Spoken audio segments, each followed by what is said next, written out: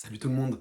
Aujourd'hui, je vais vous présenter la gamme de peinture acrylique de chez AK Interactive qui s'appelle la gamme 3e génération. Il y a beaucoup de références chez AK, de multiples gammes pour faire de la peinture de figurines, des maquettes, du soclage. Donc l'idée, c'est justement de vous parler un peu de tout ça, de vous mettre en lumière quelques produits qui sont, on va dire, les plus utiles pour des peintres de figurines de jeux. Je vous présente tout ça, je vous montre aussi, je vous parle de ce qui peut être utile dans leurs autres gammes, et j'espère que ça va vous aider, que vous y verrez plus clair. Allez, on va commencer cette présentation par la gamme 3G, troisième génération, qui est la gamme d'acrylique Kaka sortie il y a quelques années, et qui est vraiment super intéressante. C'est ça qui les a fait connaître en France et dans le milieu du jeu de figurines. Alors, cette gamme 3G, donc elle est conditionnée en pot classique, hein, comme les Valero. Ce qui est intéressant déjà au niveau du conditionnement, c'est que le bouchon est un petit peu différent par rapport à ce qu'on peut trouver d'habitude. C'est que on a un petit trou ici pour mettre une goutte de peinture, ce qui permet en fait de facilement trouver toutes ces peintures par le dessus. Par exemple, si je vous montre la mallette que j'ai là avec beaucoup de références, on peut rapidement voir où est la teinte qu'on cherche, y compris lorsqu'on a rangé les pots à la verticale. Alors, cette gamme 3G, elle est super conséquente. Il y a, je crois, environ 250 teintes différentes. Et elle-même, elle est complétée par d'autres gammes de peintures qui ont comment dire, la même texture, la même propriété chimique, mais qui ont des noms différents parce qu'elles sont plutôt à destination de teintes historiques. Par exemple, il y a une gamme R pour tout ce qui est teinte vraiment pour l'aviation, une gamme Armored Fighting Vehicle pour tout ce qui est tank et blindé. Bref, là on est sur des teintes historiques, ils ont séparé dans d'autres gammes. Donc moi je vais parler que de la gamme 3G qui est vraiment la gamme avec les teintes on va dire classiques. Mais ça vous interdit pas d'aller piocher dans les gammes on va dire à thématique historique s'il vous faut des nuances particulières. Mais bon, déjà avec 250 teintes différentes, il y a de quoi faire. Alors, dans cette gamme, on va retrouver en fait un petit code couleur au niveau des étiquettes pour nous indiquer de quel type de peinture il s'agit. Les oranges, c'est les peintures classiques, ce qu'on pourrait appeler les layers chez Games. Donc il y a plein de nuances, hein. Les noms sont assez parlants, on n'est pas sur des noms alambiqués, là vous voyez, medium blue, etc. Donc on peut s'y retrouver facilement. Il y a juste une petite subtilité, c'est que des fois vous avez quand même des pots qui ont des teintes d'étiquette orange, mais qui ont des petites particularités. Par exemple, on a pas mal de fluo, hein, on a des fluos très bien, là on a l'orange fluo. Et il y a quelques peintures qui s'appellent les clear, par exemple ici le clear smoke qui est gris, mais on va voir le clear blue, etc. Attention, celles-là, elles sont assez transparentes, c'est presque une encre. Voilà, c'est que peut-être 6 teintes sur toute la gamme, mais je vous préviens, les clear quelque chose, ça a des propriétés différentes. Sinon, classiquement, sur ces peintures hein, de la gamme 3G, ce qui est intéressant, c'est qu'elles sont, comment dire, elles décantent très peu. On n'a pas besoin de les mélanger pendant des heures quand on les a un peu oubliées, comme contrairement à d'autres peintures. Elles ont un bon compromis entre la fluidité et le pouvoir vraiment d'opacité, la couvrance que ça va avoir. C'est pour ça que moi je les trouve vraiment agréables à utiliser. Et c'est ça qui fait leur qualité. Puis on reste sur des peintures qui sont quand même abordables, hein. On a un super rapport qualité-prix sur la gamme AK de manière globale. Donc c'est assez intéressant. Puis le conditionnement en point qui fait que ça sèche pas, ça c'est le top. Donc maintenant on va aller sur, on va des fois retrouver des pots qui comme ici ont une étiquette jaune. En fait la gamme, c'est marqué ici la gamme de couleurs intenses, c'est des couleurs qui sont chargées en pigments, du coup qui vont être assez couvrantes. On pourrait comparer ça aux bases de la gamme Citadel. Donc voilà, c'est assez intéressant. Moi, je vous conseille, si vous hésitez par exemple entre un jaune, le Deep Yellow qui a cette étiquette jaune et on va dire par exemple, bon, même s'il est très bien, que je l'aime beaucoup, je le mets en comparaison, le Dirty Yellow qui est l'étiquette orange. Quand vous ne savez pas quoi choisir, je vous conseille de prendre ces pots de la série Intense parce qu'ils sont vraiment couvrants, c'est assez agréable. En plus, c'est des teintes assez vives. Ensuite, on a une série de couleurs pastel, donc elles ont le fond d'étiquette qui est bleu clair, voilà, donc c'est des teintes assez particulières, ça peut être intéressant. je passe rapidement, on en a beaucoup à faire. En bleu foncé, on va avoir les teintes métalliques. Alors elles sont très bien, c'est un très bon comportement là des métalliques de chez Aka. Et mine de rien, il y a quand même pas mal de teintes différentes. En autre pot dans cette gamme généraliste, alors j'en ai pas ici, mais c'est parce que c'est les dernières qu'ils ont sorties. Vous allez des fois avoir des pots qui ont une étiquette de couleur bordeaux violacé et qu'ils ont appelé les Color Punch. Alors, on reprend l'idée de peinture comme les intenses qui sont très pigmentées, bien couvrantes, mais on va aller sur des teintes vraiment vives, d'où le color punch, c'est que c'est vraiment... moi j'adore peindre avec des teintes qui pètent, et ben voilà, ils ont rajouté une dizaine de teintes assez vives à leur gamme et assez couvrantes, donc c'est quand même pas mal pour tout ce qui est du jeu de figurines, du wargame, où on aime bien aller sur des armées qui pètent, qui ont des effets waouh, c'est des teintes qui peuvent aider à ça. Voilà, donc j'ai brossé très rapidement la gamme 3G qui est la gamme principale. Vous voyez, hein, dans la mallette, il y a de quoi faire. Et là, la mallette, c'est que 100 peintures sur les environ 250 qui existent. Euh, il y a aussi en conditionnement de petits pots, des peintures que je vais appeler techniques, c'est-à-dire différents types de médiums, de vernis, etc. Mais vous allez aussi le retrouver, c'est plus économique, notamment pour le diluant, des conditionnements en gros pots de 100 millilitres. Là, par exemple, c'est le diluant dédié à la peinture AK. Donc voilà, à vous de voir. Des fois, c'est vrai on a besoin que de petits pots. Typiquement, ils ont des peintures à effet, effet de sang, effet de viscère, etc. On va pas en boire des litres.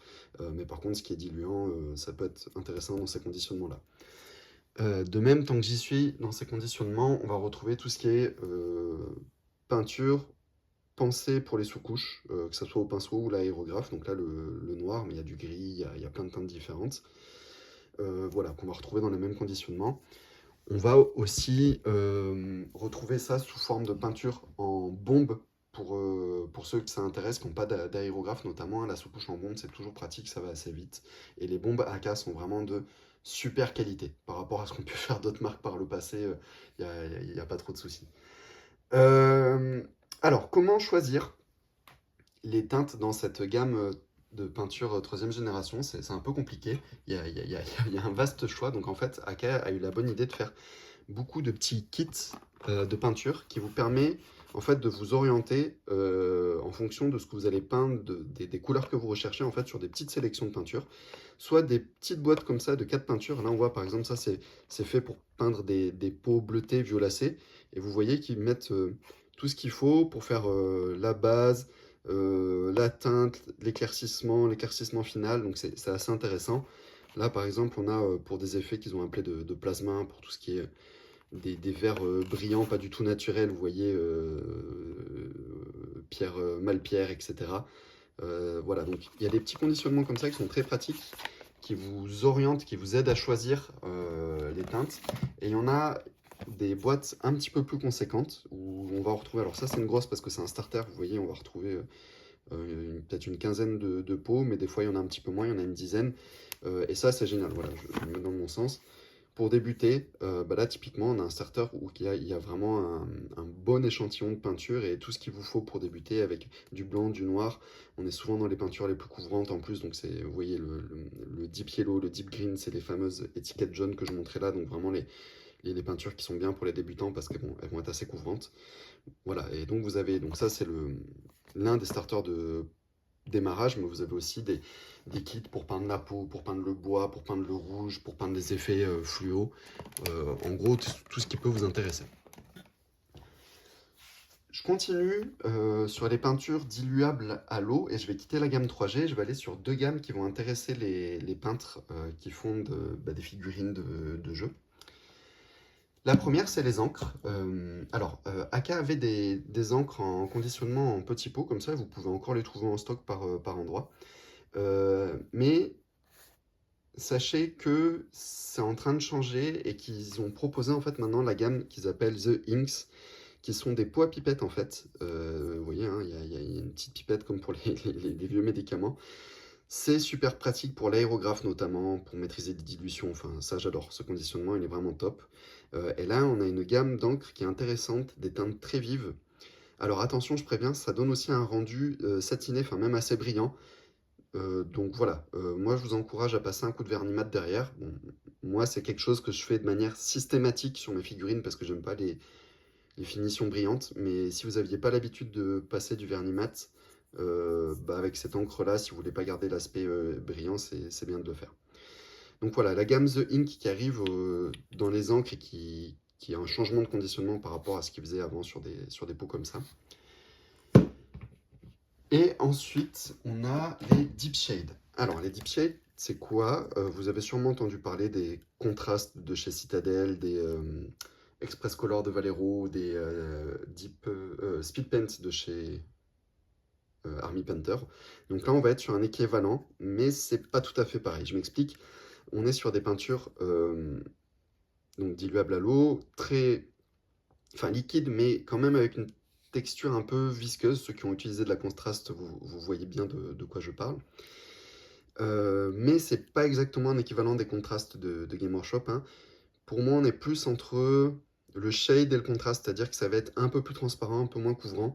Donc souvent, ça va pas s'utiliser sur du blanc, mais sur une première couche de couleur. Moi, typiquement, le Human Skin, je l'adore pour la peau. En fait, ça va venir donner une teinte très rouge à ma peau, et donc plus vivante, plus réaliste. Donc celui-là, j'utilise pas mal. Là, on a le Carmine Dawn qui est intéressant parce qu'il donne une finition rouge très vif. Voilà, donc c'est des peintures à essayer, mais c'est pas exactement des contrastes. C'est un petit peu différent, un peu plus proche des shades. Euh, Là, j'ai fait le tour un peu déjà de tout ce que vous allez utiliser classiquement en peinture acrylique, c'est-à-dire les équivalents de ce que vous connaissez dans les autres marques de peinture pour figurines.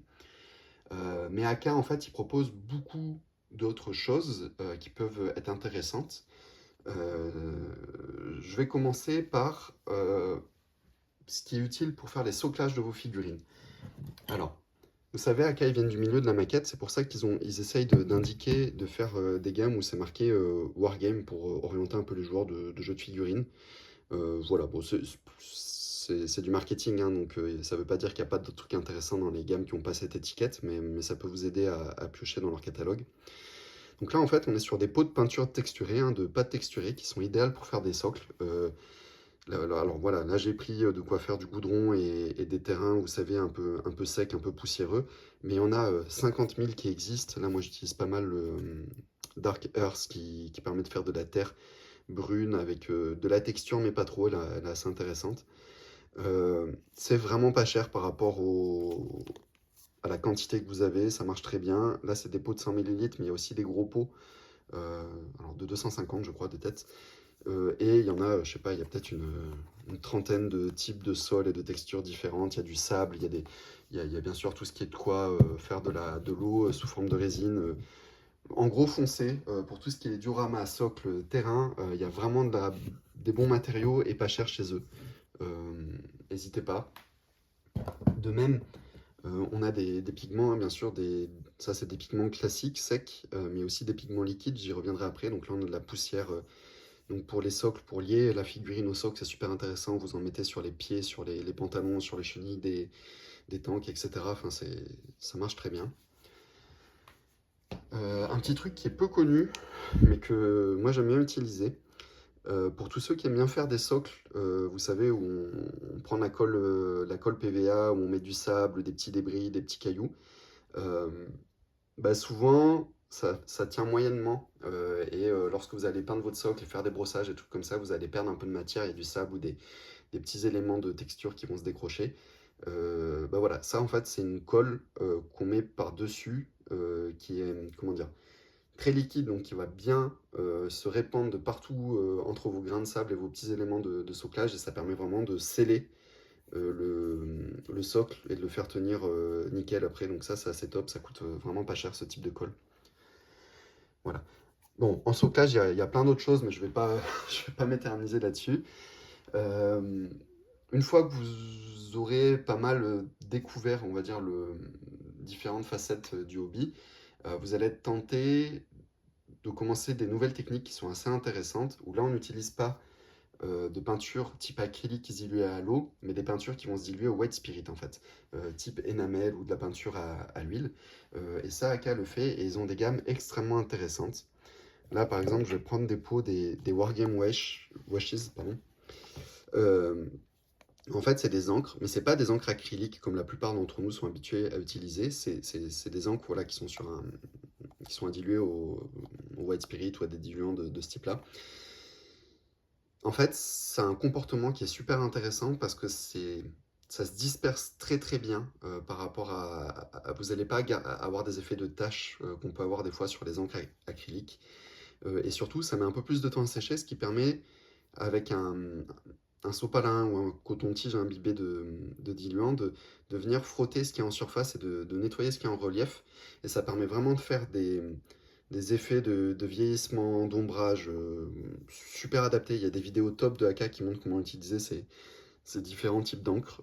Voilà, là on commence à rentrer dans des techniques un peu avancées, mais ça vaut le coup de s'y pencher. Moi je fais, par exemple, j'utilise le Brown Wash pour faire des ancrages de tank, ça va super vite, c'est super agréable. Et on a aussi sur le même modèle là vous voyez c'est des pigments liquides. Donc ça permet, moi je fais des socles avec ça, des socles à l'échelle épique qui permettent de venir mettre une finition de végétation, d'herbe, comme s'il y avait de la mousse, ce genre de choses sur les socles, ça marche super bien. Voilà, donc on est sur et là par exemple de la terre, c'est génial, ça met vraiment un effet, comme vous savez, de limon qui s'est déposé comme une flaque qui aurait séché au soleil. Donc voilà, là on commence à arriver sur des techniques de modélisme qui sont pour des produits qu'on n'a pas trop l'habitude de l'utiliser, mais qui ont des rendus exceptionnels par rapport à ça reste des techniques ultra faciles à utiliser. Là vous voyez, on a un set de weathering pour en fait faire des effets de boue et de salissement sur des véhicules ou sur des figurines. Ils fournissent même le diluant là. Donc c'est c'est génial. Et ils ont plein de kits comme ça pour vous aider à choisir les éléments qui vous intéressent. Euh, Toujours dans ces techniques de weathering et de battle damage qui peuvent être intéressantes, il y a des peintures à l'huile, hein, ils ont plein de teintes différentes. C'est à tester, voilà. Il y a des crayons de lining, il y a beaucoup de choses. Amusez-vous à explorer la gamme AK, elle est vraiment très large. Bien sûr, AK propose aussi tout ce qui est pinceau, avec notamment la marque Aptelum, qui est une très bonne marque avec un très bon rapport qualité-prix, vraiment. Des outils, des limes, différents accessoires, c'est vraiment un fabricant qui fait des choses complètes. Moi, je voulais surtout vous parler de la gamme 3G pour comprendre un peu comment elle s'organise et quelles sont les peintures que vous allez le plus utiliser. Là, le petit tour de présentation de la gamme AK est terminé, donc j'essayais d'aller assez vite. L'idée, c'était surtout de vous montrer qu'il y avait une gamme principale qui est la gamme de peinture acrylique troisième génération, et de vous montrer un peu ce qu'il y avait dans cette gamme. Et ensuite, forcément, il y a plein d'autres choses assez intéressantes pour le weathering, pour faire des socles. Mais ça, je vous laisserai le découvrir par vous-même. Euh, Si vous avez des questions, n'hésitez pas, posez-moi vos questions, hein, posez-les à Lootbox sur les réseaux sociaux, sur le site. Moi, je serai très content de vous répondre. Ça fait 2 ans que j'utilise la gamme maintenant, alors je suis très loin d'avoir tout testé, mais je commence à me faire une petite idée de pas mal de produits. Donc je serais ravi de vous aider dans vos choix et de répondre à vos questions et de vous donner un peu les retours d'expérience que j'ai, par exemple en comparant par rapport à d'autres produits, à d'autres marques.